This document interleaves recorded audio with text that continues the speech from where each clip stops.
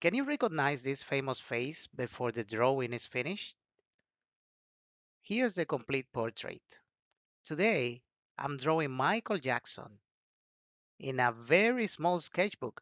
The page is only about 5.5 by 4 inches, and the portrait itself is even smaller. Drawing a face this size can actually be more challenging than drawing a large portrait. When you have less space, every line matters. A tiny mistake in the eyes, nose, or mouth can change the likeness completely. At this scale, one misplaced line can turn a celebrity into your cousin Bob. I'm using only a 2B pencil and a mechanical pencil for this drawing. I originally planned to use a 6B pencil for the darkest shadows, but I discovered that the lead had come loose from the wooden casing, so I decided to complete the entire portrait without it.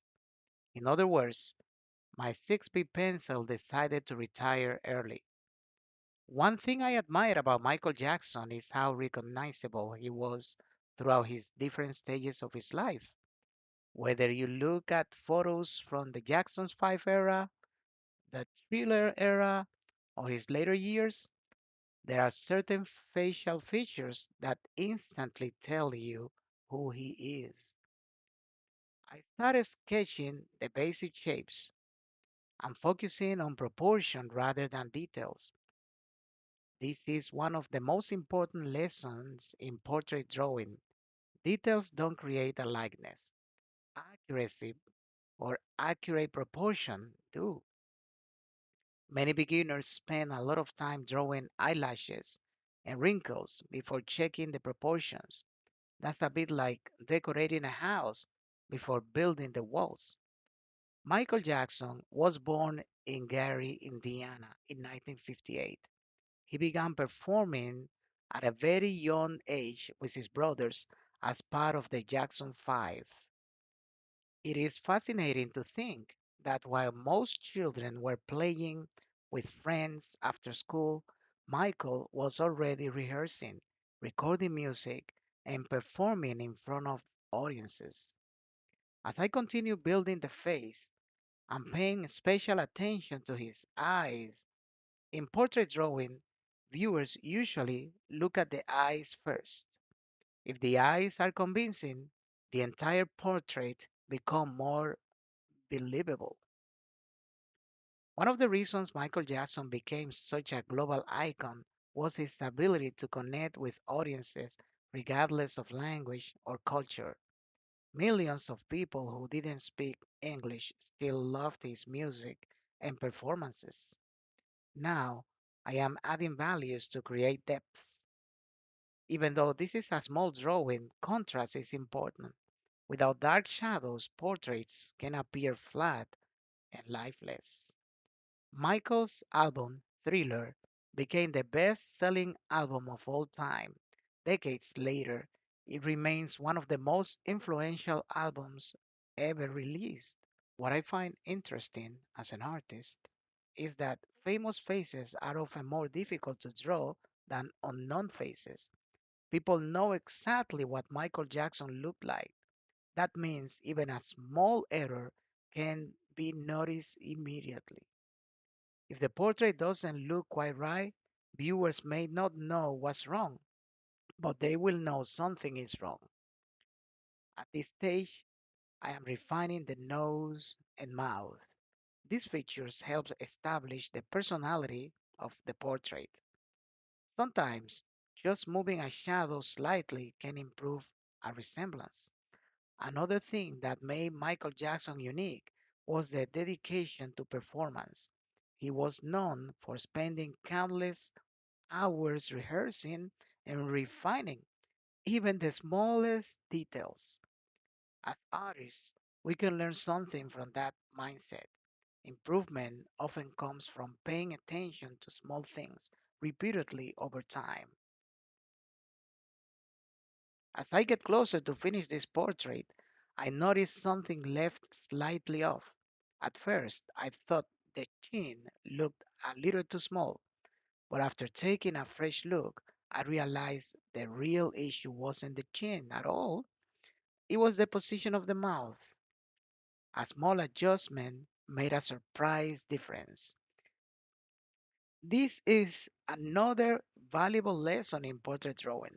Before declaring a drawing finished, it's often a good idea to step away for a while and come back later with fresh eyes. Sometimes the problem isn't where you think it is. Your tired brain can become very convincing. It will confidently tell you the chin is wrong when the mouth is the real culprit. In other words, it's wise to rest your eyes before saying tetelestai, it is finished. Now the portrait is beginning to become together. The values are darker, the features are more defined, and I'm starting to see the likeness emerge. This is usually my favorite part of the process. It's the moment when the drawings start looking less like lines on paper and more like a person. And thankfully, more like Michael Jackson than Cousin Bob. Considering the small size of this portrait, I'm happy with how it turned out. Miniature portraits leave very little room for corrections, so every decision matters. One thing I enjoy about drawing celebrities is that each portrait becomes a small investigation. You're constantly asking yourself what makes this face unique. It is the shape of the eyes, the spacing between the features, the angle of the jaw, the way the shadows fall across the face. When people recognize a portrait instantly, it's usually because you've captured a few key relationships correctly. Not every detail has to be perfect. In fact, some of the most successful portraits are surprisingly simple. They just place the important shapes in the right locations. That's something I continue learning every time I draw. Another challenge with a miniature portrait like this one is resisting the temptation to overwork it. When you're drawing in a small scale, adding more lines doesn't always improve it. Sometimes the best decision is to stop. That's easier said than done, of course. Many artists know the feeling of making a drawing better, better, and better, and then suddenly worse. I've certainly done that more than once.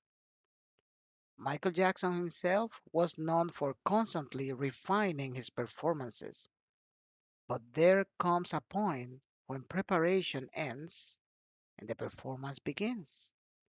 Drawing can be similar. At some point, you have to trust the work you've done and let the portrait stand on its own. Looking at this drawing now, I'm especially pleased that I was able to achieve a recognizable likeness using such a simple tools. Just a 2B pencil, a mechanical pencil, and a small sketchbook, and a bit of patience, of course. It's a good reminder that expensive materials are helpful, but observation is usually more important. The better we learn to see, the better we learn to draw. And that's one of the reasons I keep returning to portrait drawing. Every phase teaches something new. As I finish the final details, I'd love to know your opinion. What celebrity should I draw next? Should it be Elvis Presley, Freddie Mercury, Bruce Lee again, or someone else? Let me know in the comments. And if you enjoy portrait drawing videos like this one, don't forget to subscribe for more pencil art and drawing content. Thanks for watching.